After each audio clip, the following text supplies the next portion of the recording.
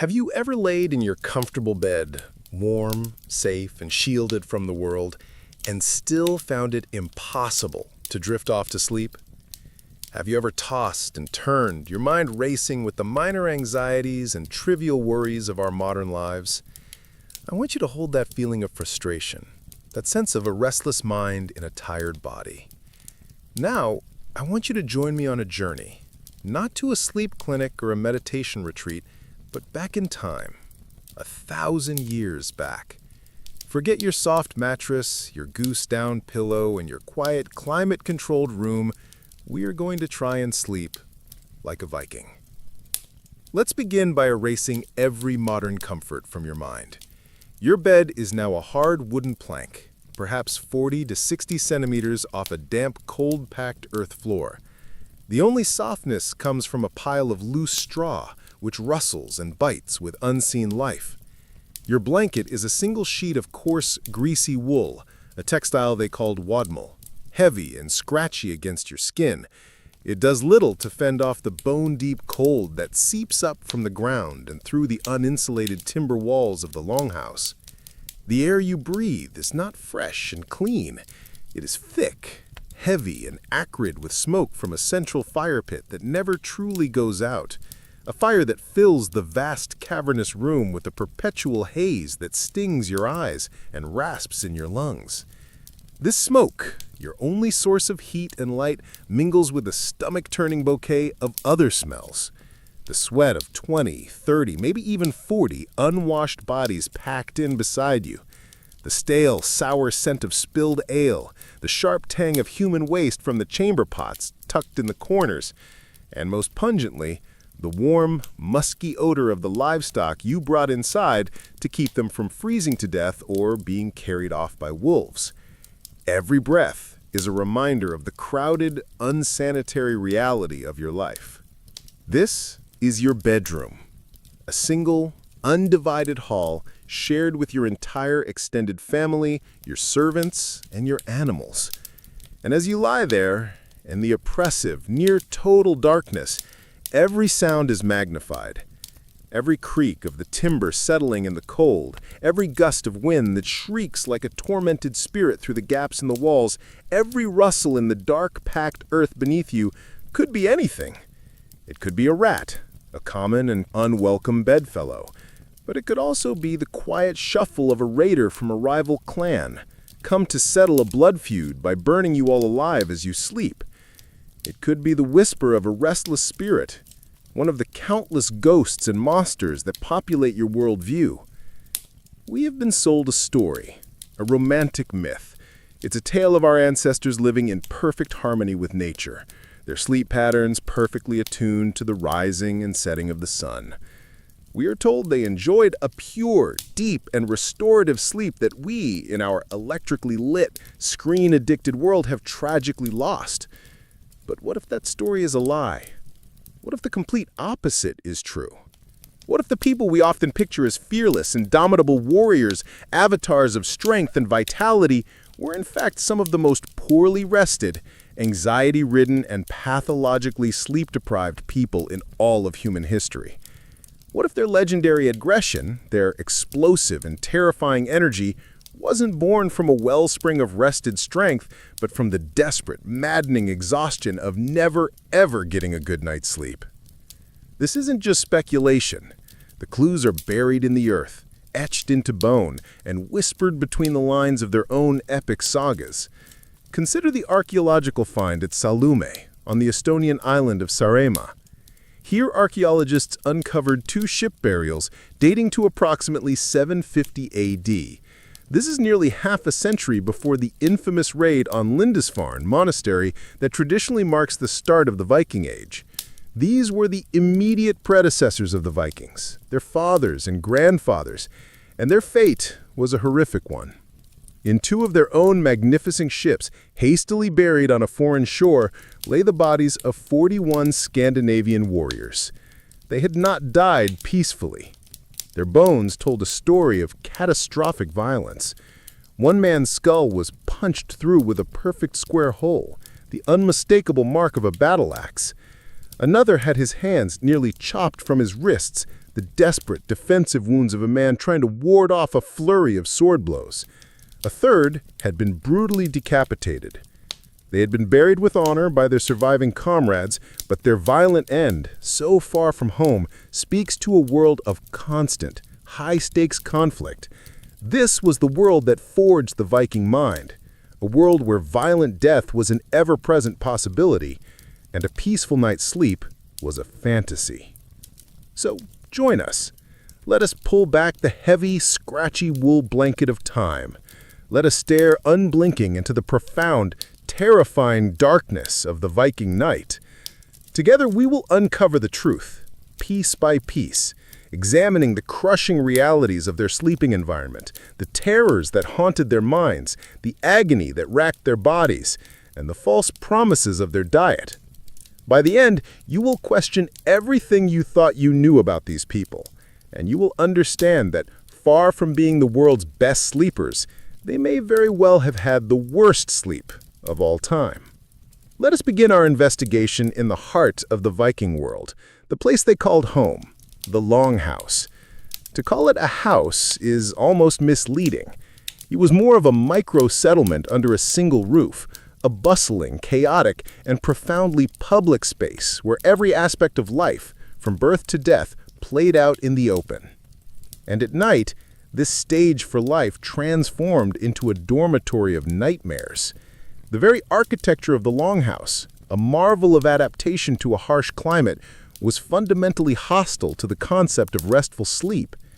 Archaeological excavations across the Viking world, from the windswept coasts of Norway to the green fields of Iceland and the Norse settlements in England, reveal a remarkably consistent design. They were long, narrow structures, often resembling an overturned boat, with a frame of timber posts and walls made of wattle and daw, turf, or wood. Inside, a central aisle with one or more long fire pits provided the only source of heat and light. Running along the length of the interior walls were raised earthen or wooden platforms which served as benches for sitting, working, and eating during the day, and as communal sleeping areas at night.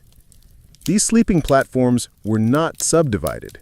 Imagine a continuous wooden shelf, maybe 1.5 to 2 meters wide, running the entire length of a 30-meter hall. This was the bed for everyone. The household head and his wife might claim the most advantageous spot, usually in the middle of the platform nearest the warmth of the fire, a position of status denoted by its comfort, but radiating out from them, with no walls or meaningful separation, would be the rest of the household. Their children, from the squalling infant to the restless teenager, unmarried aunts and uncles, elderly parents, honored guests, and at the far ends, in the coldest and most drafty-ridden spots, the household thralls, the enslaved people who formed the bottom rung of this rigid social ladder. The entire social hierarchy of the Viking world was replicated each night on these shared sleeping platforms. The popular image suggests this arrangement fostered a sense of security, the comfort of sleeping in a pack. But let's apply a bit of modern understanding and common sense to that notion. Could you truly feel secure, or would it be a source of constant, unescapable social friction? Imagine you're a young farmer named Leif. You've spent the day hauling rocks from a new field. Your muscles ache, and your back is a knot of pain. You lie down on the hard planks, trying to find a position that doesn't send a jolt through your spine. Beside you, your wife Ingrid is trying to soothe your youngest, who is crying with the feverish whimpers of some childhood illness. On your other side, your older brother Gunther is already asleep, and his snoring is not a gentle rumble but a loud, guttural, wet sound that seems to shake the very platform you lie on. A few bodies down, you can hear the low murmur of your uncle and a guest, a trader from a nearby fjord, discussing the price of wool, their conversation a constant drone in the darkness. Then from across the hearth, you hear a different sound, a rhythmic creaking from the section of the platform where a newly married cousin and his wife are sleeping. There is no privacy for intimacy, and the sounds of their night are the sounds of your night as well. This is the auditory hellscape of the Viking night. It wasn't quiet. It was a symphony of bodily functions and human activity, the hacking coughs of people whose lungs were filled with a lifetime of wood smoke, the sharp cries of nightmare-haunted sleepers, the groans of the elderly trying to shift their arthritic joints, the incessant, maddening crying of infants. The sagas hint at attempts to create privacy. High-status individuals might have a lakrekja, a lockable bed closet, essentially a large wooden box built on the platform. Archaeologists in York have found remnants of textile dividers that could have been hung to create a semblance of private space. But these were luxuries. For the vast majority, for our farmer Leif, there was no door to close, no wall to block the sound. The only escape was to sink into a sleep so deep that the cacophony faded away. But how could such a deep sleep ever be achieved in this environment? Now let's add another layer of sensory torment, the smell. The air itself was an assault on the senses. The primary source of this was the ever-present smoke from the hearth. Without proper chimneys, the smoke from the fire simply filled the upper reaches of the longhouse before slowly finding its way out through a hole in the roof or vents in the gables. This smoke was not the pleasant, fragrant smoke of a modern fireplace. It was the thick, greasy smoke of burning peat, turf, or green wood, filled with carcinogens and irritants. It would have coated every surface, including human lungs, with a layer of soot. Life was a constant battle against respiratory ailments. To this base note of smoke, add the overwhelming stench of humanity. In a world without running water or soap, bathing was an infrequent luxury, not a daily routine. People wore the same woolen and leather clothes for days or weeks on end. The longhouse at night would have reeked of stale sweat, of unwashed hair, of bad breath. And then there was the issue of sanitation. Chamber pots were used inside and emptied in the morning. The smell of urine and feces would have been a constant, unavoidable part of the nocturnal atmosphere. It was a smell that signaled not just discomfort, but danger. In these crowded, unsanitary conditions, disease could spread like wildfire. A person with a hacking cough wasn't just an annoyance. They were aerosolizing tuberculosis or pneumonia throughout the shared breathing space. A person with dysentery was a threat to the entire household. As if the human smells weren't enough, we have to remember the animals. During the brutal Scandinavian winters, it was common practice to bring valuable livestock inside the longhouse at night. This wasn't just a couple of chickens. It could include sheep, goats, pigs, and even cattle. They would be quartered in a section of the longhouse, often at one end, sometimes separated by a low partition, but their smells, sounds, and body heat were part of the shared environment. Imagine trying to sleep through the bleating of a cold sheep, the grunting of a pig, and the overwhelming ammonia-rich stench of their accumulated waste. And with the animals came their parasites. The Viking world was an itchy one. Fleas, lice, and mites were a simple fact of life. They lived in the straw bedding, in the woolen clothes, in the animal furs, and on the human bodies themselves. Combs, a very common find in Viking graves, were not just for grooming, they were essential tools in the constant war against head lice. But the battle was a losing one. Imagine the maddening, persistent itch of lice crawling through your hair, of fleas biting your ankles and waistline in the dark. Sleep would be a shallow, tormented affair, punctuated by frantic scratching. The constant irritation would lead to open sores, which would then become infected in the filthy environment, adding the misery of painful skin infections to the general discomfort. This longhouse, this supposed sanctuary of communal warmth and security, in reality was a prison of sensory overload. It was a space that denied the body and mind the most fundamental requirements for restorative sleep: quiet, cleanliness, fresh air, and privacy. You could never be alone, never escape the sounds and smells and constant presence of others. It was an environment perfectly engineered, not for rest, but for the transmission of parasites and infectious diseases, for the constant irritation of the lungs, and for the relentless stress of social friction. The Viking longhouse at night was not a cozy haven. It was a crucible of misery. And to suggest that anyone could achieve quality sleep within its walls is to ignore the overwhelming evidence of our own senses and the fundamental principles of sleep science. We are often told that our ancestors, free from the corrupting influence of artificial light, lived in a world of profound natural darkness. This darkness, the story goes, allowed their brains to produce melatonin, the hormone of sleep, in perfect natural rhythms. They fell asleep easily with the setting sun and rose refreshed with the dawn.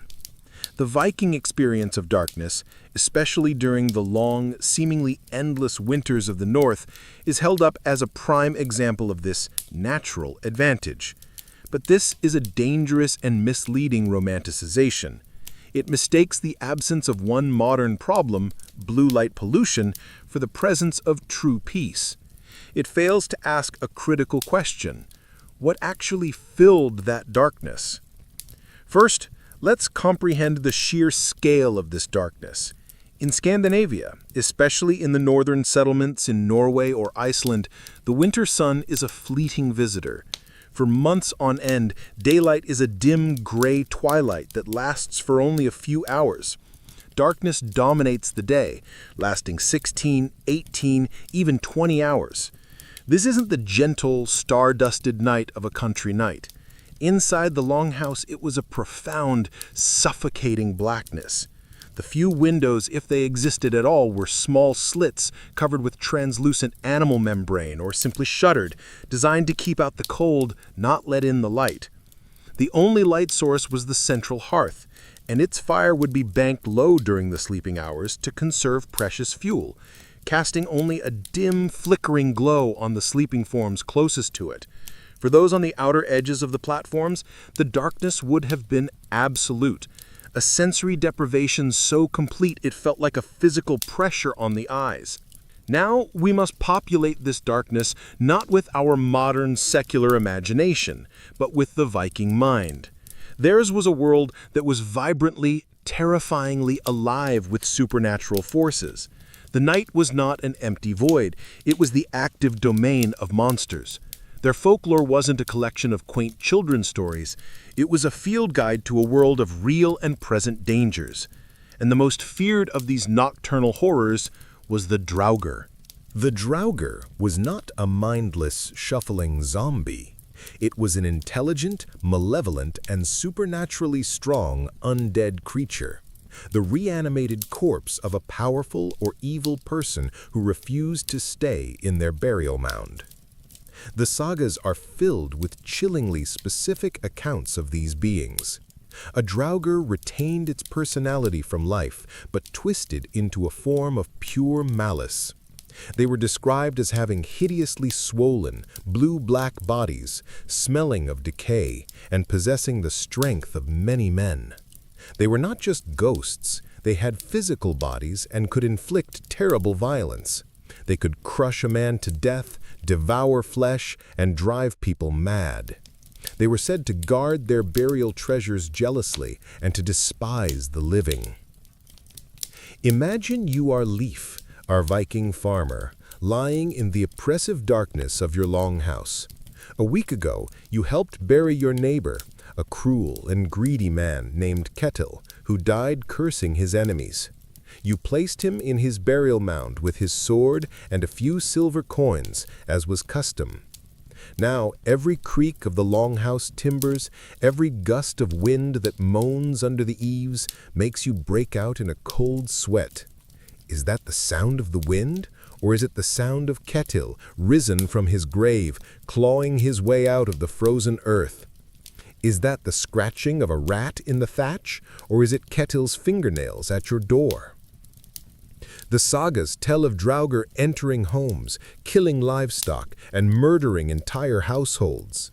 In Grettir's saga, the hero Grettir battles the undead monster Glam, a fight so terrifying that Grettir is haunted by the image of Glam's staring eyes for the rest of his life, becoming afraid of the dark.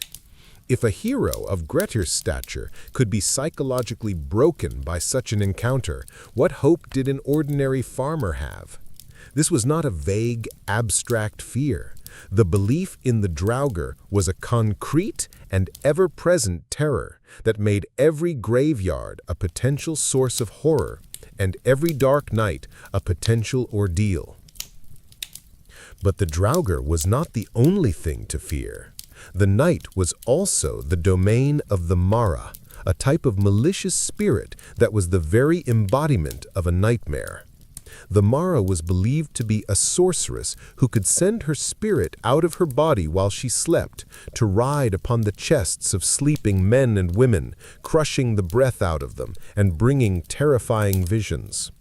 The experience of sleep paralysis, which we now understand as a neurological phenomenon, was interpreted as a direct assault by a Mara. Can you imagine the terror of waking in the night, unable to move or scream, feeling a crushing weight on your chest, and believing with absolute certainty that a demonic witch was suffocating you? It would make the very act of falling asleep an act of terrifying vulnerability. Beyond these specific entities, the entire landscape was imbued with a sense of watching, hostile intelligence. There were trolls in the mountains, giants in the desolate wastes, and countless other spirits or Vatir inhabiting the rocks, streams, and forests. The darkness was not empty. It was crowded with things that wished you harm. This worldview would have conditioned a state of hypervigilance, a constant, exhausting alertness that is the absolute enemy of deep, restorative sleep. This pervasive supernatural fear was layered on top of a bedrock of very real human threats. The Viking world was breathtakingly violent.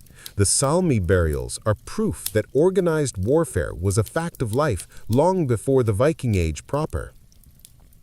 But the greatest threat often came not from foreign enemies, but from your own neighbors. Viking society was governed by a rigid code of honor, and blood feuds were a central, inescapable part of their legal and social system. An insult, a dispute over land, the theft of livestock, any of these could trigger a cycle of vengeance that could last for generations. Your neighbor, with whom you shared a drink yesterday, could be sharpening his axe tonight, planning to attack your farmstead before dawn to avenge a perceived slight against his grandfather. The sagas are essentially family histories, and they are overwhelmingly chronicles of these violent, intractable feuds. Njál's saga, one of the masterpieces of Icelandic literature, is a sprawling epic of escalating legal disputes and bloody revenge. Men are constantly plotting ambushes, launching surprise attacks, and burning their enemies alive in their homes. This was the expected, normal state of affairs. How could anyone sleep soundly in a world where your neighbor's friendship was so conditional and where a forgotten family grudge could erupt into lethal violence at any moment? You wouldn't. You would sleep lightly, with your spear and shield within arm's reach, your ears straining to catch the sound of approaching footsteps, the crackle of a torch, or the war cry that signaled your end. This constant threat, both from the supernatural and from the human world, necessitated a state of perpetual readiness. The romantic idea of the communal sleeping arrangement providing security is a double-edged sword. Yes, more people meant more ears to listen for danger, but it also meant that the responsibility of the watch was a constant, sleep-disrupting reality. Men would have taken turns standing guard through the long, terrifying nights, sitting in the cold and the dark, straining to see beyond the firelight, knowing that the lives of their entire family depended on their alertness. This wasn't a choice, it was a non-negotiable requirement for survival. Their sleep was systematically and necessarily fragmented by the need for a constant vigil. So, When we reconsider the Viking relationship with darkness, we must see it for what it was. It was not a peaceful, melatonin-rich bath of restorative calm. It was a terrifying, claustrophobic void filled with the very real threat of human violence and the equally real belief in supernatural monsters. It was the darkness that necessitated constant, exhausting vigilance, a darkness that was endured, not enjoyed. It was the perfect environment to breed anxiety, paranoia, and chronic sleep deprivation. It was, in short, a tyrant that ruled half of their lives. Now we must turn from the terrors of the mind to the torments of the flesh. A good night's sleep is not just a mental state, it is a physical one. It requires a body that is comfortable, relaxed, and free from pain. For the vast majority of people living in the Viking Age, this was a state that was virtually unattainable. Their bodies were prisons of pain, and the night offered not relief, but a long, dark period to become intimately acquainted with their own suffering. Let's return to the sleeping surface itself, the so-called Viking bed. As we've established, this was a hard wooden platform, an unyielding plank against which the body had to contend. The only padding came from layers of natural materials, primarily straw and wool.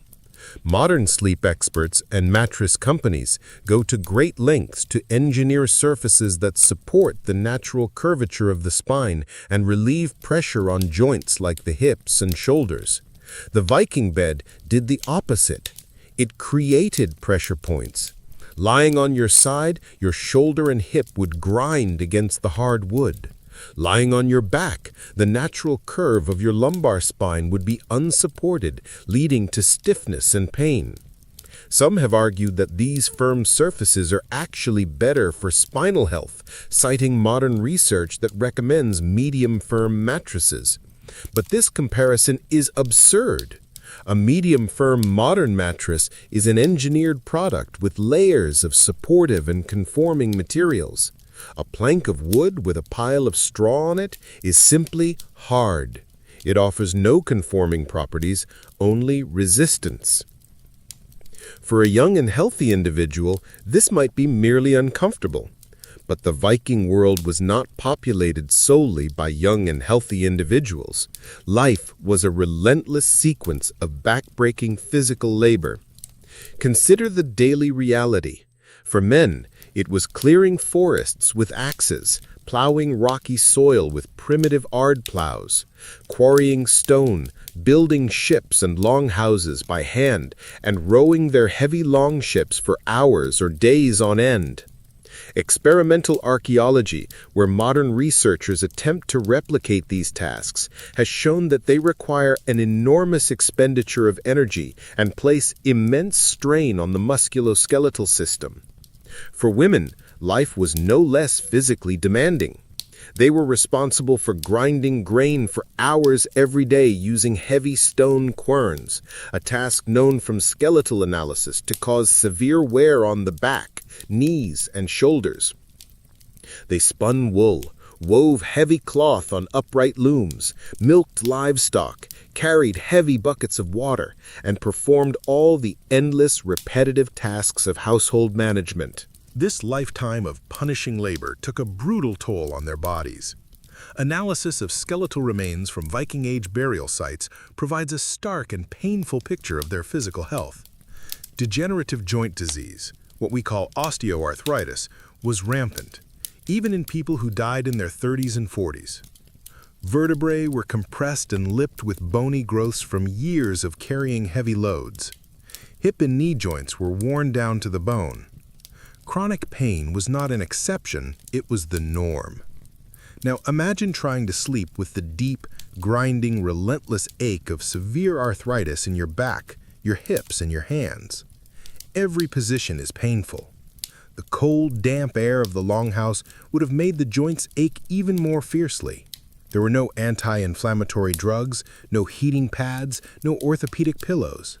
There was only the hard plank and the long, dark night ahead. a seemingly endless stretch of time to lie awake and focus on the inescapable agony of a body worn out before its time. On top of this foundation of chronic pain, there was the constant presence of acute pain from injury and illness. The Viking world was a landscape of hazards. An axe could slip while chopping wood, laying a leg open to the bone. A fall on a rocky shore could result in a complicated fracture. A simple splinter could lead to a raging infection. And in a world before the germ theory of disease, before antibiotics, before sterile surgical techniques, any break in the skin was a potential death sentence. A wound that a modern person would treat with a simple cleaning and a bandage could, for a Viking, fester and turn gangrenous. The nights would be filled with feverish, delirious pain, the throbbing of the infection, a tormenting drumbeat in the dark. The sagas, for all their focus on heroic deeds, are also filled with grim accounts of lingering, painful wounds. A warrior might survive a battle only to die weeks later from an infected sword cut. This slow, agonizing decline would be accompanied by sleepless nights of ever-increasing pain and fever. And then there was the teeth. If there is one single aspect of Viking health that guarantees they were not getting good sleep, it is the appalling state of their dental hygiene. Archaeological examination of Viking skulls reveals a nightmare of dental problems. Their coarse, grit-filled diet, from stone-ground grain, wore their teeth down to the nerves. Cavities were common, and with no dentist to fill them, they would progress until they hit the pulp, creating an abscess. Anyone who has experienced the agony of a modern toothache can only dimly imagine the hell of an untreated dental abscess. It is a sharp, searing, relentless pain that radiates through the entire jaw and head. It makes it impossible to eat, impossible to think, and absolutely, unequivocally impossible to sleep. You would lie in the darkness of the longhouse, your head exploding with pain, with no recourse, no remedy, just the hope that the abscess would eventually burst, a temporary relief that often led to systemic infection and death. For the countless Vikings suffering from such dental maladies, sleep was not a possibility. The night was simply a different shade of their constant, waking agony. For women, there was the additional specific torment and danger of childbirth. In an era with no obstetrical care, childbirth was one of the most dangerous events in a woman's life. Complications that are routine for us today, breech births, postpartum hemorrhage, were almost always fatal for both mother and child. Even a normal delivery was a physically traumatic and intensely painful event from which recovery was slow. A new mother, physically exhausted, in pain, and responsible for a demanding newborn, would have been in a state of profound sleep deprivation. A pregnant woman in her third trimester, unable to find a comfortable position on the hard sleeping platform, her body aching, would have found sleep elusive. Illness in general was a constant companion. The smoky air of the longhouse led to chronic bronchitis and pneumonia. The unsanitary conditions and contaminated water sources meant that digestive ailments, cramps, diarrhea, dysentery, were commonplace.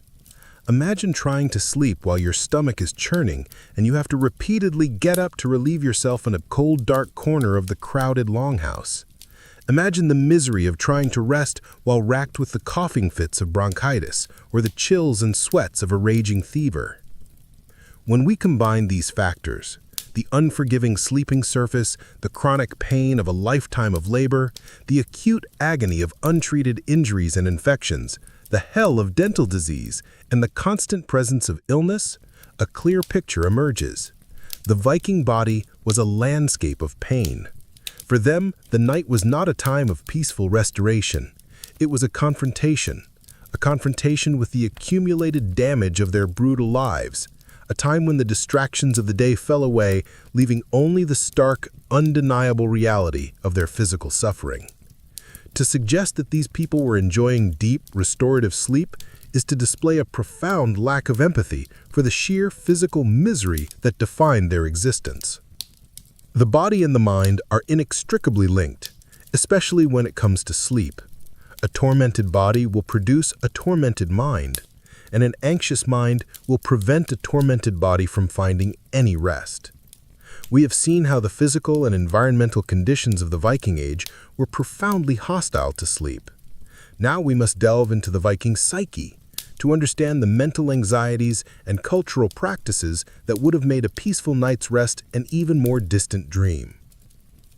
Let's begin by dismantling the romantic notion of biphasic sleep, the idea that Vikings enjoyed a natural pattern of a first sleep and a second sleep, separated by a tranquil waking period for contemplation or quiet work. This theory, popularized by historian A. Roger Urquhart, suggests that this segmented sleep was the biological norm for humanity before the Industrial Revolution. The Viking sagas do contain occasional references to a furry svein, a first sleep, which seems to support this idea. But we must be critical and ask, what was the nature of this midnight waking? Was it a gentle, voluntary arising after a period of deep, satisfying rest? Or was it an unavoidable, jarring awakening forced upon them by the miseries of their environment? Let's reconsider this waking period from the perspective of our farmer, Leif. He finally drifts off into a shallow, fitful sleep, despite his brother's snoring and the crying of his child. An hour or two later, he's jolted awake, not by a natural biological rhythm, but by a sudden intense shivering. The fire in the central hearth has burned down to embers, and the temperature in the longhouse has plummeted. The damp cold is seeping into his bones through the thin straw mattress. He has to get up. He stumbles through the darkness, tripping over another sleeping body, and carefully adds precious wood to the fire, coaxing it back to life. While he's up, he hears a nervous bleating from the sheep in the corner. He must check on them. Is a predator trying to get in? Is one of them sick? After calming the animals, he returns to his spot on the platform, but now his mind is racing. He's fully awake. This wasn't a peaceful interlude. It was a chore, a necessary task driven by the failure of his environment to provide basic comfort and security. Or perhaps he is woken by a sharp pain in his gut, a result of the semi-rancid salted fish he ate for his evening meal. Or he's awakened by the sound of his wife coughing violently, and he lies in the dark, filled with the dread that this is the beginning of the lung sickness that took his father last winter. The waking period in this context is not a time for quiet reflection. It is a time of anxiety, discomfort, and labor. It is a symptom of a failed sleep environment, not a feature of a superior one. The fact that they had a name for it doesn't mean it was pleasant or desirable. They had names for many terrible things. This was simply the accepted, miserable pattern of their nights. A few hours of shallow rest, followed by a forced awakening to deal with the endless problems of their existence. And then, if they were lucky, another few hours of fitful sleep before the grueling work of the day began again. This constant anxiety was woven into the very fabric of their culture. Viking society, for all its strengths, was a pressure cooker of psychological stress. Theirs was a world built on a fragile and unforgiving code of honor. A man's worth, his very identity, was tied to his reputation, or ordstyr. This reputation was not a static thing. It had to be constantly maintained and defended. A careless word, a perceived insult, a failure to reciprocate a gift appropriately, any of these could lead to a loss of honor, public shame, and potentially violent conflict. The Havamal, the collection of Norse wisdom poems, is filled with verses that reveal a deep-seated social anxiety. It advises on how to behave as a guest, how to choose your friends carefully, how to speak wisely, and how to avoid making enemies. These are not the carefree pronouncements of a confident people. They are the cautious, worried instructions for navigating a treacherous social landscape where a single misstep could be fatal. Imagine the mental burden. You lie awake at night, replaying a conversation from the day. Did you say the right thing to the local chieftain? Did your joke at the feast offend your powerful neighbor? This mental churning, this rumination, is a well-known enemy of sleep in modern psychology. For the Vikings, it was a nightly companion. Their emphasis on fate, or weird, was not necessarily a source of comfort, but a recognition of the terrifying unpredictability of their world. While it might have provided a framework for accepting unavoidable tragedy, it also fostered a sense of powerlessness against a universe that was often hostile and capricious. And what about their diet? We are told that their food was rich in sleep-promoting nutrients like tryptophan from protein and omega-3s from fish. This is true, but it is a dangerously incomplete picture.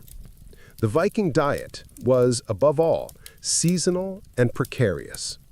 The bounty of summer and autumn, with its fresh dairy, vegetables, and fish, would give way to the brutal scarcity of late winter and early spring. For months on end, they would have subsisted on a monotonous and nutritionally poor diet of preserved foods. This was a feast or famine existence. The gnawing pain of hunger would have been a major cause of sleeplessness during the lean months. But even the methods of preservation created problems for sleep. Salting, smoking, and drying were the primary techniques for storing meat and fish.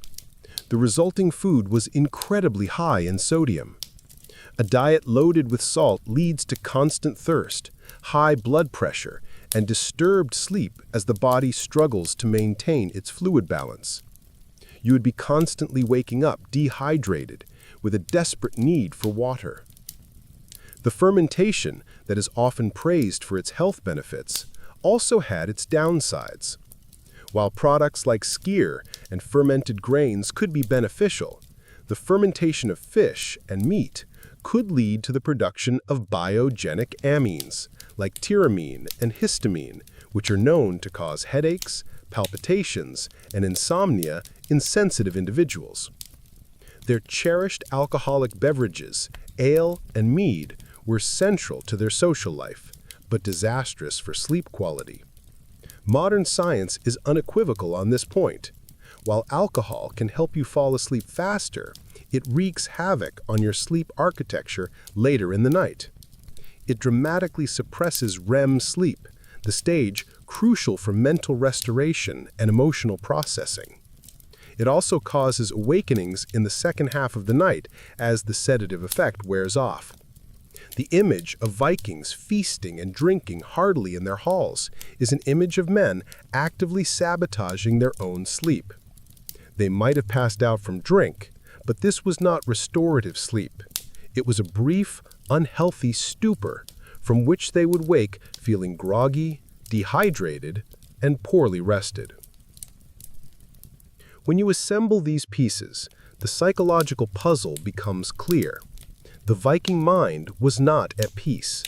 It was a cauldron of anxieties, the fear of social dishonor, the terror of supernatural forces, the constant threat of violence, the gnawing uncertainty of survival. Their cultural practices, from the supposed tranquility of biphasic sleep to the celebratory consumption of alcohol, did not alleviate these anxieties, but often exacerbated them or were symptoms of the harshness of their lives. Their diet, far from being a sleep-promoting miracle, was a cycle of scarcity and unhealthy preservation that would have caused its own set of physiological sleep disruptions. The Viking at night was a man at war not only with the world outside his walls, but with the turmoil in his own mind and the rebellion of his own suffering body. We have journeyed through the Viking night. We have lain on their hard, infested sleeping platforms, breathed the thick, smoky air of their crowded longhouses, and felt the bone-deep chill of the northern winter. We have listened for the footstep of the raider and the scratching of the undead draugr in the oppressive, terrifying darkness. We have felt the grinding pain of worn-out joints, the searing agony of a rotting tooth, and the maddening itch of parasitic lice. We have wrestled with a mind plagued by social anxiety, supernatural terror, and the constant, grinding stress of survival. The evidence is overwhelming, and the conclusion is inescapable. The popular notion of the Viking as a paragon of natural, healthy sleep is a profound and damaging myth. Their lives were a relentless assault on the very foundations of restorative rest. Let us recap the case against them. Their sleep environment was a sensory nightmare, a chaotic bedlam of noise, smells, and overcrowding that offered no quiet, no privacy, and no cleanliness. Their relationship with darkness was not one of peaceful harmony, but of terror, a canvas onto which they projected their deepest fears of both human and supernatural predators. Their bodies were archives of pain, worn down by brutal labor and racked with untreated injuries and illnesses that made comfort an impossible dream. Their minds were steeped in a culture of anxiety, honor-bound pressure, and legitimate fear, a state utterly hostile to the mental surrender required for sleep. Their supposedly ideal diet was a precarious cycle of feast and famine, heavy with sleep-disrupting salts and alcohol. Even their famed biphasic sleep was not a sign of a superior sleep culture, but a symptom of a miserable existence, a pattern of forced awakenings driven by cold, pain, and fear. Taken individually, each of these factors is a significant impediment to good sleep. Taken together, they constitute a perfect storm of sleep deprivation. The people of the Viking Age were not merely poor sleepers. They were pathologically, chronically sleep-deprived. The exhaustion would have been a constant, grinding reality, a permanent filter through which they experienced the world. And this leads us to a final, chilling thought. What is the effect of such profound, generational sleep deprivation on a culture? Modern science has shown us the consequences. Chronic lack of sleep leads to impaired judgment, emotional volatility, increased aggression, and a reduced capacity for empathy. It shortens tempers and elevates risk-taking behavior. Now, reconsider the Viking Age. Reconsider the sudden, explosive violence that they unleashed on the coastlines of Europe. We have traditionally sought the causes in economic pressure, political ambition, or demographic expansion. But what if we have overlooked the most fundamental driver of all? What if the Viking raids were, at their core, a neurological phenomenon? What if the terror they spread was the outward expression of the internal torment of a people who could never find peace, not even in their dreams? Perhaps the iconic image of the Viking berserker, the warrior who enters a trance-like, uncontrollable rage, was not just a spiritual or drug-induced state. Perhaps it was the ultimate terrifying manifestation of a mind and body pushed beyond the limits of exhaustion. A final, catastrophic failure of emotional regulation in a man who hadn't had a decent night's sleep in his entire life. Perhaps the Viking Age itself was, in a very real sense, the collective nightmare of a deeply sleep-deprived people. Their story serves as a powerful, if grim, reminder. It teaches us that the conditions for good sleep are not a luxury, but a fundamental human need. It strips away the romanticism of the past and reveals the brutal reality of a world without the safety, comfort, and quiet that we so often take for granted. The Vikings were not supermen. They were human beings, subjected to a set of environmental and psychological pressures so extreme that they were locked in a constant, losing battle for the simple, restorative peace of a good night's sleep. And it was a war they could never truly win. In our last journey together, we delved into the deepest, darkest hours of the Viking night. We peeled back the layers of romanticism to reveal a grim reality, a nightly existence plagued by the cacophony of the crowded longhouse, the suffocating terror of a darkness filled with monsters both real and imagined. and the relentless agony of a body and mind that could never truly find peace. We concluded that the people of the Viking Age, far from being the perfect sleepers of myth, were likely some of the most chronically sleep-deprived individuals in history. But this discovery, as unsettling as it is, forces us to ask an even more disturbing question. If their sleep was a private, nightly hell, what then was their waking life? What happens to an entire society, generation after generation, that never knows the healing power of restorative rest? What becomes of a people who rise each morning not refreshed, but with the same frayed nerves, the same aching exhaustion, and the same simmering anxieties they carried into the darkness? The answer, I believe, is not found in their dreams, but in the terrifying reality of their days. It is an answer written in blood, carved into bone, and forged in the fires of a violence so pervasive it is difficult for our modern minds to truly comprehend. If the Viking night was a war fought against sleep, then the Viking day was a war fought against everything else. Today, we continue our journey into the heart of the Viking world, not to explore their rest, but to confront their restlessness. We will uncover the horrific origins of the violence that would come to define them, a story that begins not with the feigned raid on Lindisfarne, but in the blood-soaked shadows of the preceding century. We will learn that the fearsome Viking warrior was not born in a vacuum, but was forged in a crucible of desperation, environmental hardship, and technological innovation. This is the story of how a waking nightmare of poverty and struggle in their homeland exploded outwards, creating a waking nightmare of terror for the rest of the world. Fasten your seatbelts, for we are about to witness the birth of the Viking Age, and it is a story more brutal, more desperate, and more horrific than you have ever imagined. Before the world knew the name Viking, before their dragon-proud ships became a symbol of terror on every European shore, there was a beginning, a horrific prologue. To find it, we must travel again to the cold, wind-swept coast of the Baltic Sea, to the Estonian island of Saaremaa. There, in a place called Salme, a discovery was made in 2008 that rips apart our neat timelines of history. 2 ships, not preserved with the pomp of a great chieftain's burial, but hastily interred in the sand, war-torn and filled with the dead.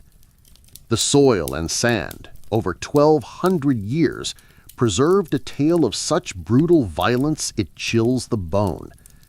These ships and the men within them date to roughly 750 AD. That is 4 decades, 2 full generations before the raid on Lindisfarne that school books mark as the dawn of the Viking Age. These were not yet Vikings. They were proto-Vikings, the vanguard, and they had met a truly terrible end, far from their homes in what is now Sweden. The larger of the 2 ships held the remains of 33 warriors, their bodies arranged in careful, respectful rows by their surviving comrades, their shields overlapping, their swords still clutched in skeletal hands. This was an organized military force, buried with honor. But it is the smaller ship that tells the more gruesome story. In it lay 7 more men, their bodies seemingly tossed in after the slaughter. The bones speak of the battle's unholy fury. One man's skull bears a ghastly wound, a perfect square hole punched clean through the bone, the unmistakable impact of a heavy battle axe. Another man's forearms are a lattice of deep cuts, his hands nearly severed, the last desperate defensive wounds of a warrior trying to fend off a storm of blades. A third warrior was decapitated. The cut marks on his neck vertebrae were so clean and precise They speak of a powerful, well-honed sword swung by a strong arm. Who were these men? What drove them to sail into these hostile waters, to fight and die so brutally, so long before we thought their age of terror had begun? The dead at Salme do not speak, but they give us a warning. They tell us that the story of the Vikings does not begin with a sudden explosion of violence in 793. It begins much earlier, in the growing darkness and desperation of Scandinavia itself.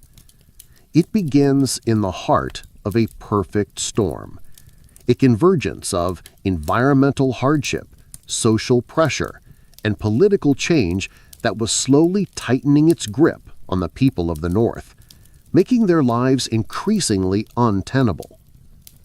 Let us imagine a man, a farmer named Svein, living on a small plot of land near what would one day be called Uppland in Sweden.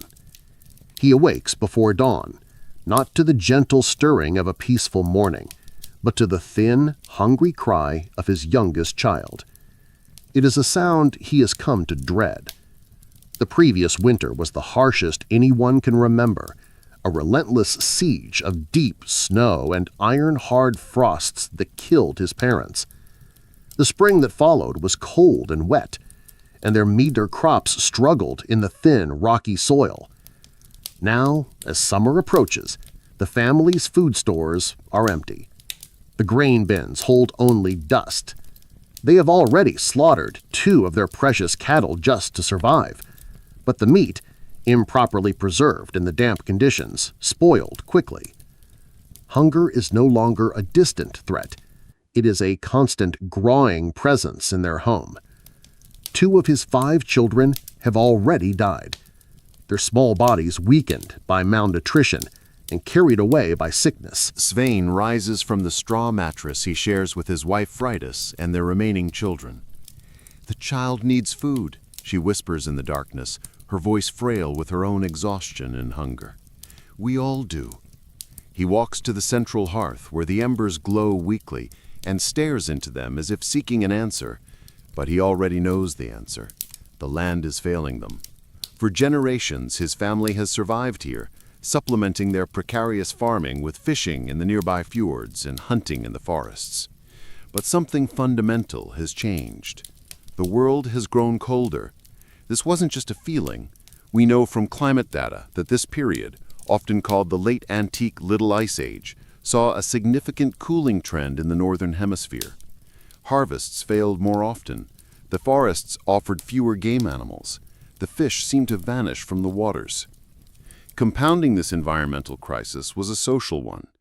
During the warmer, better years of the past, the population had grown. Now there were simply too many mouths to feed from this tired and unforgiving land. The old social structures were beginning to fracture under the strain. The local chieftain, who once maintained his power and the loyalty of his followers by hosting great feasts and giving generous gifts, could no longer afford such displays. The flow of wealth that held their society together was drying up.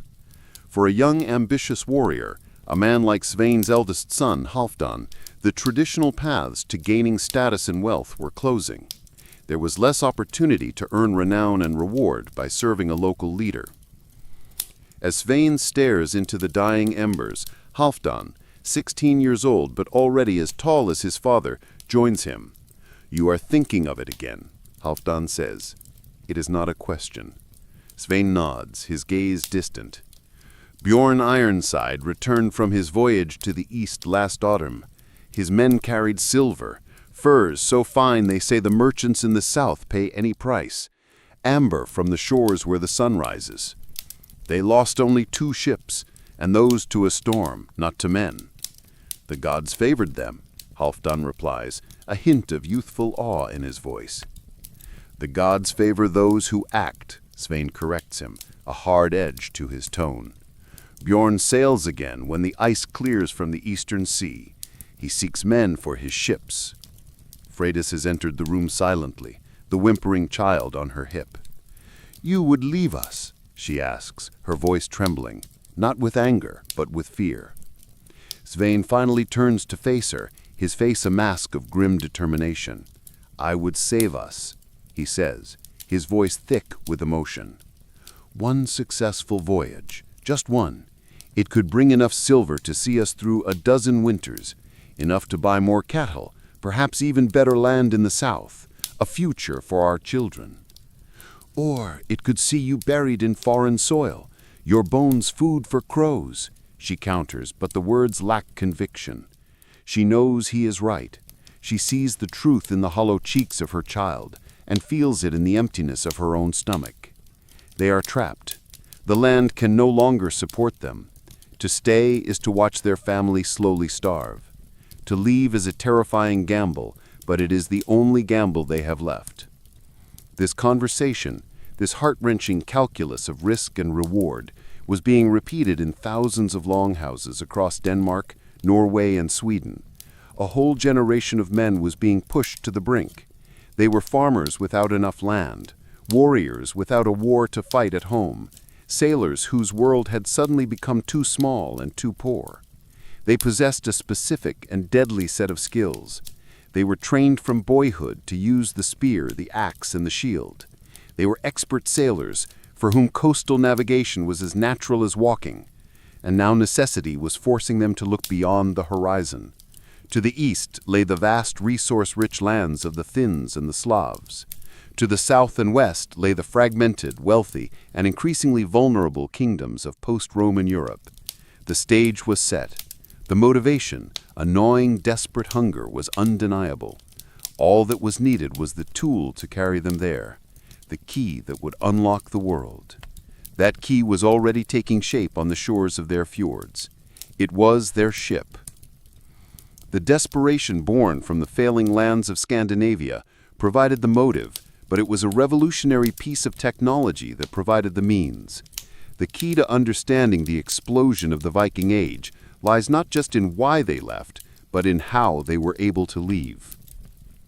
The decisive advantage that allowed these proto-Vikings to project their power across vast distances was their ship. By the middle of the 8th century, the shipwrights of the North had honed their craft to a point of near perfection, creating a vessel unlike any other in the world, a masterpiece of form and function that would change the course of history. Let's visit one of these early shipyards. Imagine a man named Gudmund, a master shipwright, his hands permanently bent like claws from 50 years of gripping the adze and the hammer. He runs a weathered hand along the long, curved plank of oak, feeling the perfection of its shape. Before him, the skeleton of a new vessel is taking shape on the beach, its lines long, narrow, and frighteningly elegant, like a predator at rest. This is no clumsy, round-hulled merchant cog, like those used by the Frisians, nor a heavy, oared warship like those of the Byzantine Empire. This is something new. Bjorn Ironside, the ambitious leader who has commissioned the vessel, walks its length, his eyes taking in every detail. He understands that his ambitions, his very life, will soon depend on the integrity of this craft. "She will be the swiftest ship on the seas," Gudmund says with quiet pride. "A shallow draft to sail up rivers where other ships cannot follow, a flexible hull to ride the great waves of the open ocean rather than fight them, and a frame strong enough to carry 40 warriors and all the plunder they can find." The secret to this combination of strength and flexibility lay in its unique construction, a technique called clinker building. Unlike ships built elsewhere, where planks were fitted edge to edge on a heavy frame, the Scandinavian shipwrights overlapped the hull planks, like the scales of a fish or the shingles on a roof.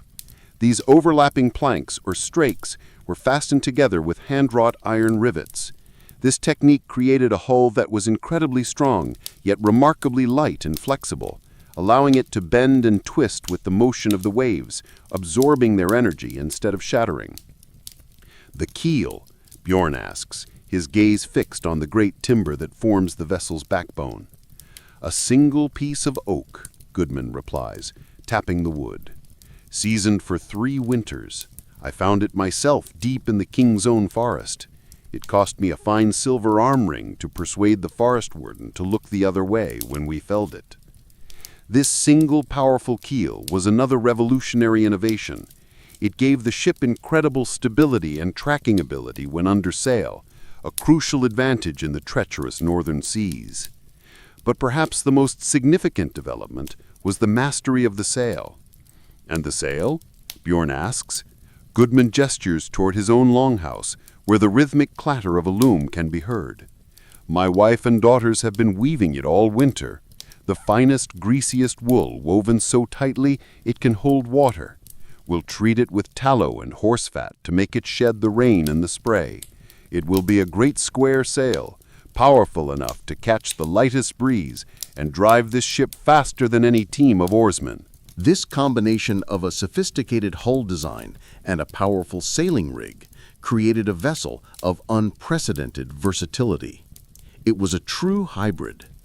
In the open sea, with a favorable wind, the great sail would be raised, allowing the crew to cover vast distances with incredible speed, conserving their energy for the fighting or trading that lay ahead.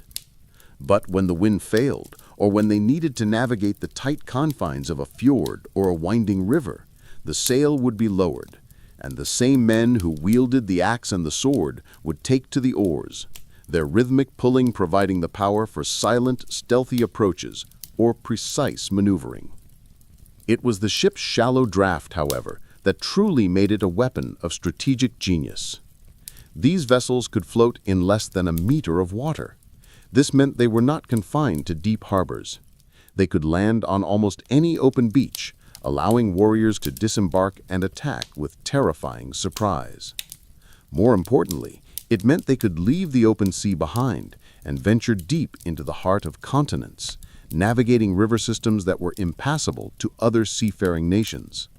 A Viking longship could appear hundreds of miles inland, in a town that had never conceived of a threat from the sea.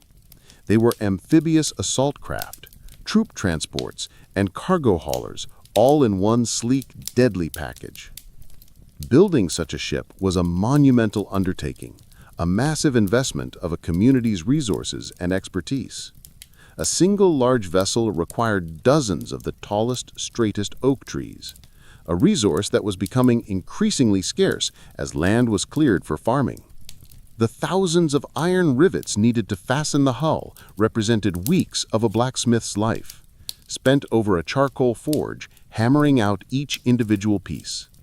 The sail alone could consume the entire wool production of several farms for a year, and the weaving was a highly skilled and labor-intensive process performed by the women of the community. This level of investment meant that the expeditions being planned were not the random acts of desperate individuals. They were highly organized, cooperative enterprises led by men who commanded respect and resources. These were the emerging proto-Viking leaders, often the ambitious younger sons of chieftains who, under inheritance laws, would not receive the family farm. They were men with no future at home who had to carve out their own destiny abroad. As Gudmund and his team of apprentices worked to finish Bjorn's ship, similar scenes were playing out on shores all across Scandinavia. A new generation of ships was being born, and with them a new type of warfare, a new type of trade, and a new type of man, one whose horizons were no longer limited by the shores of his homeland. The motivation was there, the technology was ready, the world was about to learn the terrible price of their desperation. The very earliest of these proto-Viking expeditions, the first tentative voyages beyond the familiar waters of Scandinavia, left no chronicles. They were undertaken by a people who had not yet widely adopted literacy, and their targets in the east and west often lacked the monastic scribes who would later document the Vikings' fury in such horrified detail. But the cold and damp earth of northern Europe has preserved their story. Archaeology provides us with tantalizing and often brutal glimpses of these first forays, especially the initial push eastward across the Baltic. Let us rejoin Halfdan, the son of our desperate farmer Svein. He is now 18 years old, and this is his second expedition into the eastern lands, following the path blazed by leaders like Bjorn Ironside. He stands at the prow of his father's ship, his knuckles white as he grips the carved dragon head, scanning the low, dark line of the approaching coast. Behind their vessel, 2 other ships from their home region follow, a small fleet of nearly 100 men, all of them gambling their lives for a chance for a future. They have crossed the open Baltic and navigated the treacherous Gulf of Finland, and now they are approaching the lands of the Finnic and Slavic peoples. There, his father Sweyn points towards a natural harbor, cleverly concealed behind a wooded headland. We will make our camp there, keep the ships beached but ready to launch. Halfdan, you will take 2 men and scout the settlement. See what they have to trade. See how many fighting men they have. The settlement they are approaching is a place that would later be known as Staria Ladoga, or Old Ladoga, one of the most significant early trading posts on the eastern routes. Archaeological excavations here have unearthed a treasure trove of evidence, showing a clear Scandinavian presence by the mid-8th century, decades before the traditional start of the Viking Age. As the ships grind onto the shingle beach, Halfdan is not filled with the thrill of adventure, but with a tense, watchful fear. He supervises the younger warriors as they establish a defensive perimeter around the beached ships. Every man is armed. Most carry a long spear and a heavy round shield, reinforced with a central iron boss. The wealthier men, like his father, carry long, single-edged swords, fearsome chopping weapons. Many also carry the iconic Viking axe. Though they have come primarily to trade, they know that violence is never more than a misunderstanding away. Remember, Sweyn instructs the assembled crew, his voice low and serious. We are few, and we are far from home. They are many, and this is their land. We show them what we have to trade first. We fight only if we must. And if we fight to win quickly and get back to the ships. This cautious, pragmatic approach was typical of these early ventures. This was not the mindless raiding of popular myth. It was a complex and dangerous business, a careful dance of trade, intimidation, and opportunism. The Scandinavians brought goods that were valuable here: high-quality iron tools and weapons, honey, and exotic materials like walrus ivory and amber harvested from their own northern shores. In return, they sought the things that would make them rich back home. Silver coins from the Islamic Caliphate that were filtering up the river routes, precious furs from the deep forests, and slaves. Over the next few weeks, Sweyn's expedition thrives. They trade their iron and amber for bags of silver dirhams and bundles of sable and fox pelts. They also act as middlemen, using their ships to ferry goods between different settlements along the coast and rivers, taking a cut of every transaction. By the end of the summer, their ships ride low in the water, heavy with the profits of their dangerous venture. They have succeeded. But not all expeditions ended this way. We must return to the ghosts at Salme. The 41 warriors buried in their ships in Estonia tell a far darker story. The sheer number of dead and the evidence of a pitched battle suggests this was no simple trading dispute. This was a significant military confrontation. What happened? Perhaps they were mercenaries, hired by one local chieftain to fight another, who were then betrayed or overwhelmed, a common scenario for Vikings in the East in later years. Or perhaps they were simply raiders, come not to trade but to plunder, who misjudged the strength and determination of the local defenders and paid the ultimate price.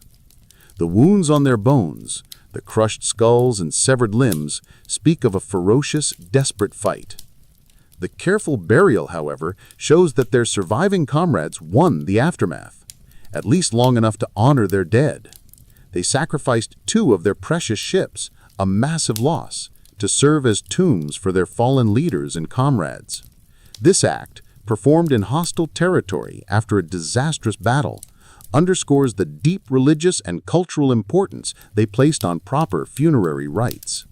The dead at Salme are a grim testament to the fact that from the very beginning, the proto-Viking enterprise was soaked in blood. As autumn winds begin to whip across the Baltic, bringing the first hint of winter, Sweyn gives the order to head for home. His expedition was a success. He carries enough wealth to transform his family's fortunes. But more valuable than the silver and furs, he carries knowledge. Knowledge of the sea routes and the riverways. Knowledge of who was friendly and who was hostile. Knowledge of what goods were valued where. Knowledge of political rivalries that could be exploited. This knowledge was the true currency of the Proto-Viking Age. It would be shared in stories told around the hearths during the long winter nights, inspiring more men, more ships to venture forth the following spring. With each voyage, the web of connections expanded, the tactics were refined, the ambitions grew larger. The engine of the Viking Age was sputtering to life, fueled by desperation and lubricated with blood. And a new type of leader was emerging from the chaos, a man whose power was measured not in acres of land, but in shiploads of silver. The wealth that began to trickle and then flow back into Scandinavia from these early Eastern and Western ventures did more than just feed hungry families. It fundamentally rewired the power structures of the North. A new kind of leader began to emerge, a man whose authority was forged not in the traditional claims of land ownership or ancient ancestry, but in the crucible of a successful sea voyage. Power was no longer static and inherited. It was dynamic, entrepreneurial, and up for grabs. Let us revisit Bjorn Ironside.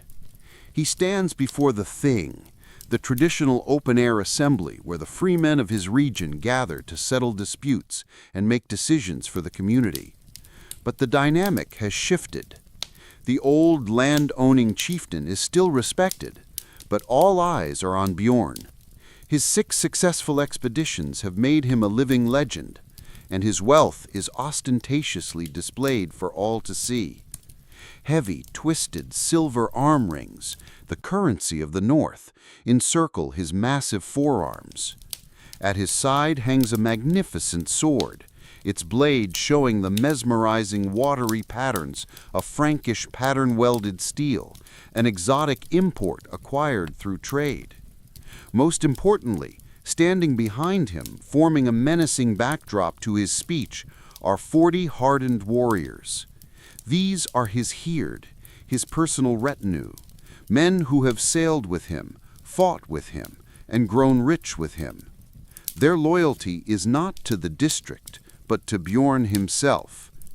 The eastern routes grow crowded, Bjorn announces, his voice booming across the assembly field. The Slavs and the Finns build watchtowers on their shores. They demand higher prices for their furs. The easy wealth is gone. A murmur of concern runs through the crowd. Many of the younger men had been planning their own small expeditions, hoping to follow in Bjorn's wake. But, Bjorn continues, letting the silence hang for a moment, there are other shores, other waters. He pauses, building the drama. Traders from the south speak of islands to the west, islands with monasteries, holy places for the Christians. They say these places are defended not by warriors with swords, but by soft men with books who pray to their God. And they say these holy places are filled with gold and silver. A different kind of silence now falls over the crowd, a greedy, calculating silence. This is a new and tantalizing idea. I will sail west when the spring storms pass. I will take my ships to these Christian islands. I seek strong men to join me, men who are not afraid of new horizons. Whatever we find, whether through peaceful trade or otherwise, all who sail with me will receive their fair share. That careful phrasing, or otherwise, is a clear signal. Bjorn is proposing a new kind of enterprise, not just a trading mission, but a voyage of pure violent opportunism.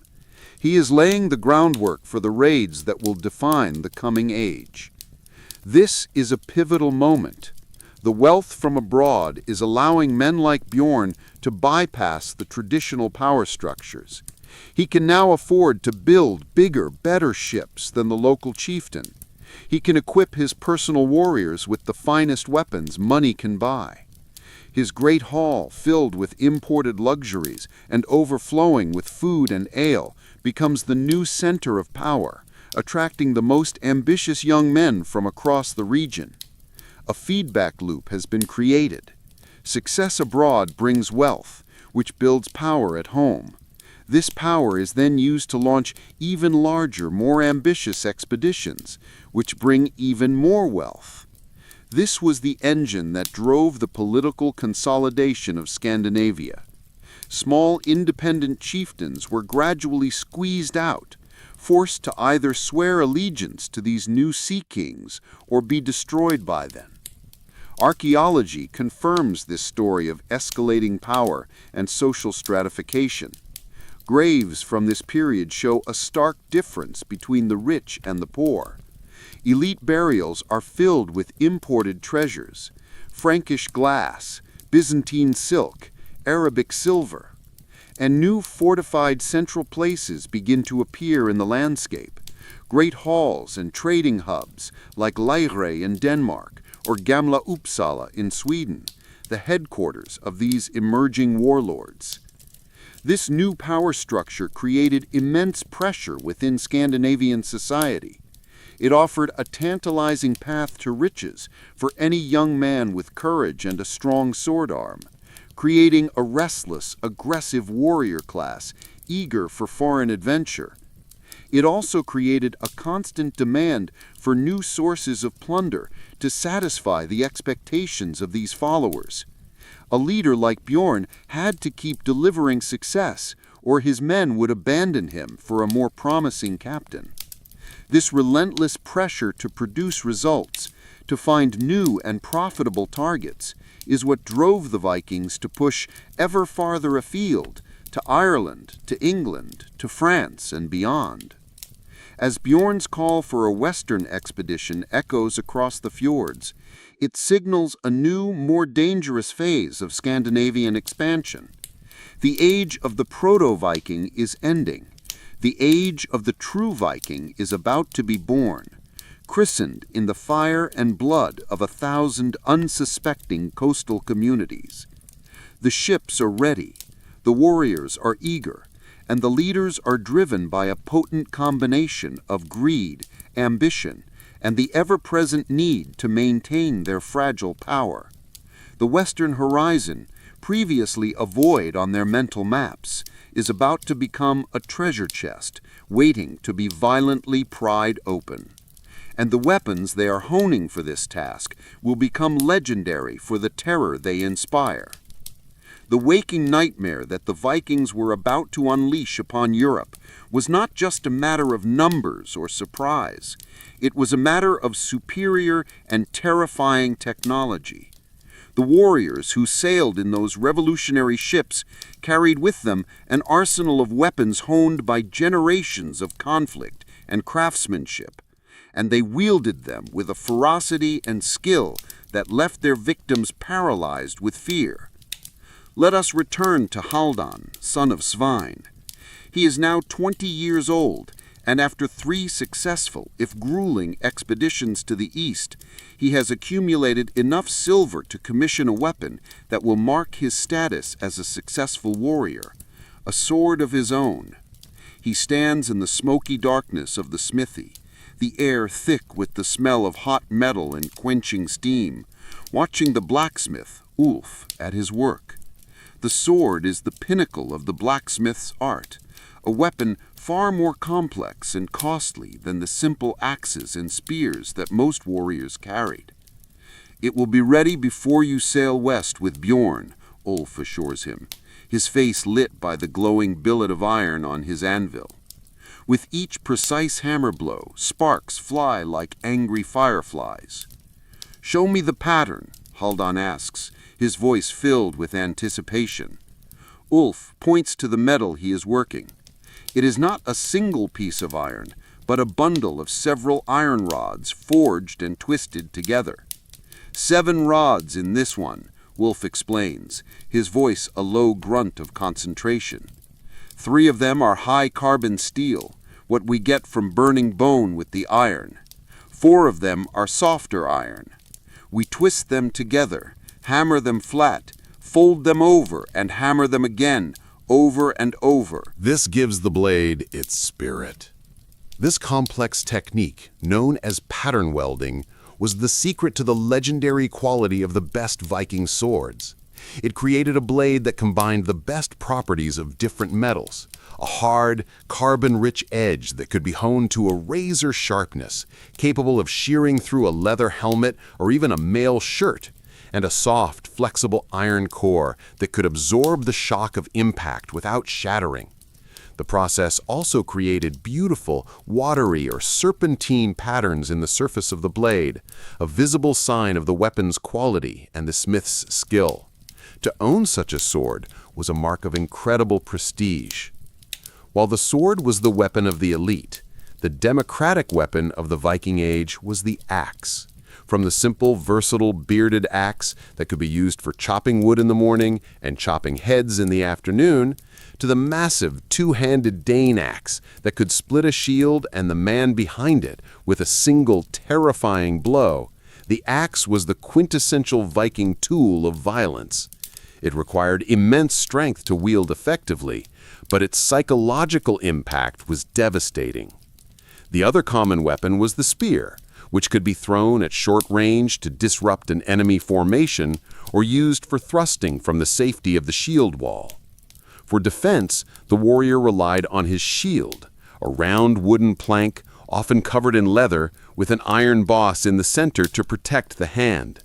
For the wealthiest warriors like Bjorn, there was also the mail shirt, or byrnie, a painstakingly constructed garment of thousands of interlinked iron rings that offered excellent protection against cutting blows. And on his head, the warrior wore a helmet, not the horned fantasy of popular imagination, which has no basis in historical fact, but a practical, conical helmet, sometimes with a spectacle-like guard to protect the eyes and nose. But more important than the weapons themselves was the terrifyingly effective system of violence in which they were employed. The Proto-Vikings were masters of the amphibious raid, a tactical doctrine they perfected over decades of ventures in the Baltic. Svein, now a veteran leader, instructs a group of young warriors preparing for their first voyage. Remember how we approached the Kurland settlement last year.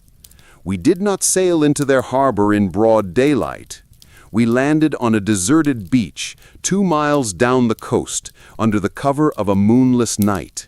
We moved through the forest, not on the open track. When they saw us, we were already among their outer farmsteads, the flames already rising from their roofs. Surprise is our greatest weapon. It is better than the sharpest sword. This emphasis on shock, speed, and surprise was the core of their success. They learned to use the environment and the time of day as weapons. They attacked at dawn when sentries were tired. They attacked during storms when the noise of the wind and rain would cover their approach. They attacked during religious festivals when their victims were distracted and unprepared. The goal was to be in and out, their ships laden with plunder and captives before any effective organized resistance could be mustered. When forced to fight a pitched battle, they were not a disorganized horde. They typically formed the Skjaldborg, the shield wall, an interlocking wall of shields from which they could project a hedge of deadly spear points. But unlike the more rigid formations of the Frankish or Anglo-Saxon armies, the Viking shield wall was fluid. It could break apart into smaller, aggressive groups to exploit a weakness in the enemy line and then reform just as quickly. And then there was the psychological warfare, the most horrifying weapon of all. These early raiders quickly learned that terror itself could be a powerful tool. By cultivating a reputation of inhuman ferocity and brutality, they could shatter an enemy's will to fight before the first blow was even struck. The Blood Eagle, a horrific and possibly mythical form of ritual execution described in later sagas, in which a victim's ribs were severed from their spine and their lungs pulled out to form bloody wings, is a prime example of the kind of stories that circulated about them. Whether they actually performed such acts is debated by historians, but the fact that such stories were told and believed is a testament to the sheer terror they inspired. A fearsome reputation meant that the next village down the coast might simply hand over its valuables without a fight, a far more profitable outcome for the raiders. As Halfdan's new sword cools in the quenching trough, its patterned steel hissing in the steam, it represents more than just a piece of metal.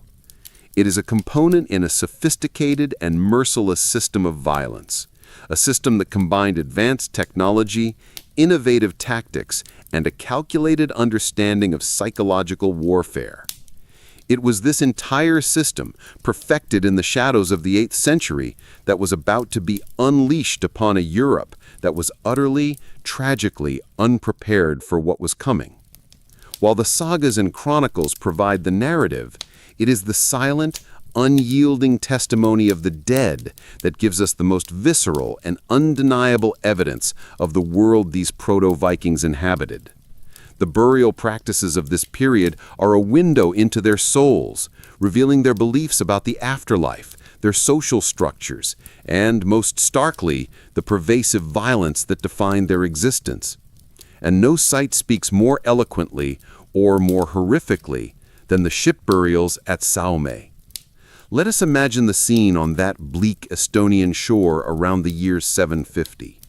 A man named Thorgrim, a veteran warrior, his face a mask of grief and exhaustion, stands on the beach. He is one of only a handful of survivors. Of more than 40 men who sailed with him from their home in Sweden, most now lie dead on the bloody ground around him. The battle was a catastrophe. A trading negotiation that went sour, a dispute over tribute demanded by a local chieftain, had exploded into furious, no-holds-barred combat. The Scandinavians were outnumbered, but they fought with the ferocity of cornered wolves. It was not enough. Now, Thorgrim must perform the most sacred of duties, burying his fallen comrades. In the midst of hostile territory, with the constant threat of another attack, the survivors undertake this monumental and heartbreaking task. "Lay him there beside his brother," Thorgrim directs, his voice hoarse, as 2 men carry another corpse, this one belonging to a young man who had been on his first voyage. They place the body carefully in the smaller of their 2 ships, a vessel they will now sacrifice as a coffin. They stood shoulder to shoulder in the shield wall. They will journey to Odin's hall together. The archaeology at Salme perfectly mirrors this imagined scene. The dead were not simply thrown into a pit. They were buried with immense care, respect, and a clear sense of social hierarchy. In the larger ship, the bodies are arranged in neat rows, as if still at their stations. The leaders, identifiable by their more elaborate weapons and personal items, are placed in the center, the position of honor. Lower status warriors are arranged towards the bow and stern. Many are buried with their weapons still in hand, ready for the final battle in the afterlife. The grave goods tell us about their lives. Alongside the swords, axes, and spears, archaeologists found gaming pieces, small carved tokens of bone or antar. These men passed the long hours of their sea voyages playing strategic board games like Hnefathoth, a kind of Viking chess, honing their minds for the battles to come. They were buried with personal items, the iron combs they used to groom their hair and beards, and even in some cases joints of meat, provisions for the long journey to Valhalla. But it is the bones themselves that tell the story of their final horrific moments. The evidence of violence is overwhelming and deeply personal. We see the square hole punched by an axe, a death delivered with brutal efficiency. We see the nearly severed hands of a man who desperately tried to shield himself from a sword blow. We see the headless corpse of another warrior, a clear sign of a trophy taken or a final act of desecration by the enemy. The wounds are predominantly on the front of the bodies, indicating a face-to-face melee, not a panicked rout. These men stood their ground and fought. Many skeletons show multiple wounds, a testament to their incredible toughness. A man might take a spear thrust to the leg and a glancing blow to the head and still keep fighting.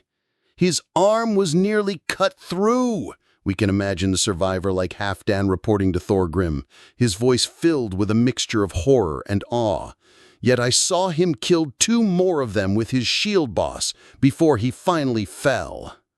The most profound statement made at Salme is the sacrifice of the ships themselves. These vessels were the most valuable and technologically advanced objects these people possessed.